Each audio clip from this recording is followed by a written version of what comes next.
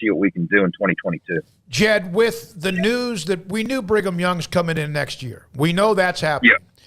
But now there appears to be, and Mack Rhodes even told us on Tuesday, and there was reports last week that perhaps Cincinnati, Houston, and also UCF come in summer 2024. What's the reaction been in Morgantown that it's going to be next year? All four will join, whatever, Texas and Oklahoma as well. What's been the reaction, or has there been much?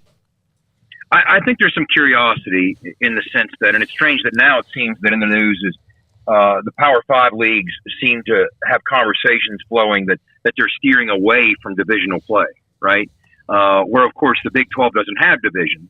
They're talking more about going toward a model like the Big 12's had and have 1 versus 2 in their leagues at the end of the year, because there's been a curiosity among West Virginia fans if the Big 12 would one day steer toward divisional play and maybe give us some travel partners, and maybe that's what Cincinnati could serve as. And you know, we were traditionally accustomed to traveling to Florida to play football. You know, we had Miami in the Big East, we had South Florida in the latter Big East.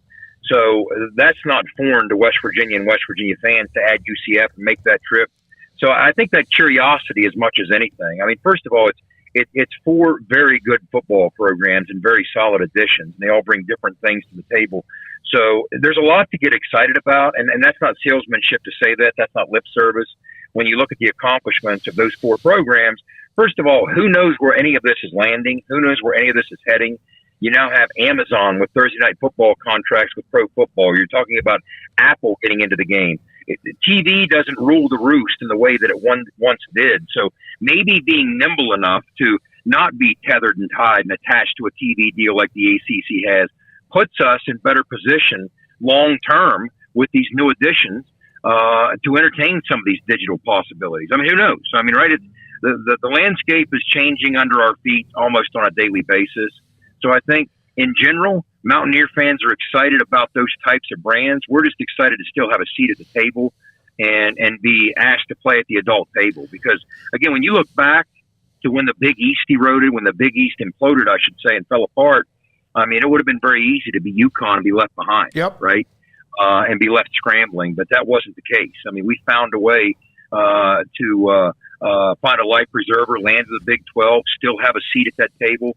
And moving forward, there's no reason to believe that won't continue. I think that takes precedent over anything else. You know what's amazing is on the day that the Texas and Oklahoma and SEC story popped in late July, I didn't think about just the team that we cover, the core of what we cover with Baylor.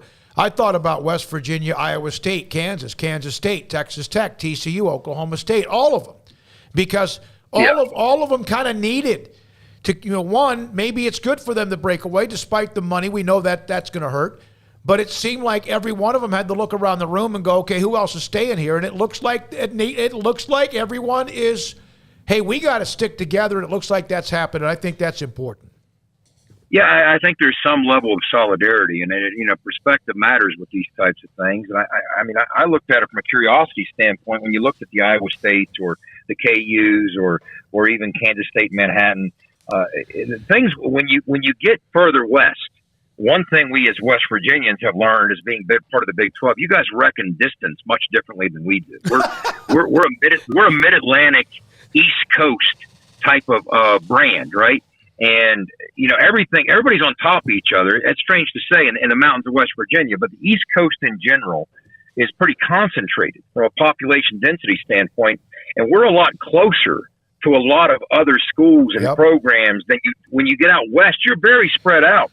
So just that in itself lends to different possibilities, just geographically. And I'm not so sure that's the case with some of the schools that might have found themselves in the crosshairs of things ended differently, that are stuck kind of out in isolation like that geographically. So, and that's not even to say geography obviously rules the day anymore. It certainly doesn't. But that's one of the things that did cross my mind. But the solidarity that you're talking about, I think that's what's carried the day. The fact that we all kind of did band together and decide. But, back to the topic at large, when you're talking about what we've lost, what we've gained, I mean, this is the discussion that every fan base in America is taking or having. And, guys, I think back, I remember I heard Bill Belichick, either he said it or I heard him said about him. This was years ago. But one of the things he was in the practice of doing, the head coach of the Patriots, of course, was leading up to the draft, he would host and entertain and interview draft prospects that he really didn't feel they would be drafting. Okay, he thought the likelihood of the Patriots organization drafting these guys wasn't very high. Okay, in addition to the guys they were going to draft, they also interviewed and spent time with the guys they didn't. And his thinking was, well, first of all, he gained some insight into the type of person they were, what made them tick.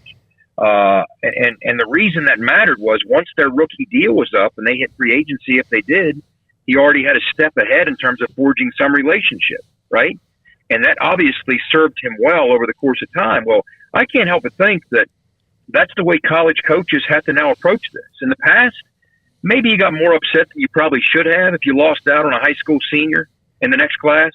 But you got to remember, he's one sour conversation away from landing in your lap, 1 year later, now more than ever, right? Yep. And you could argue maybe you're in better position because now he's kind of committed to you and it's not as easy for him to transfer again. So it's kind of changed maybe even some way the way that some coaches approach the whole thing. It's just all these things contribute to an ever-changing landscape that's nowhere near done changing. No, it's every day. It's now a 12-month-a-year sport. Jed, you do a great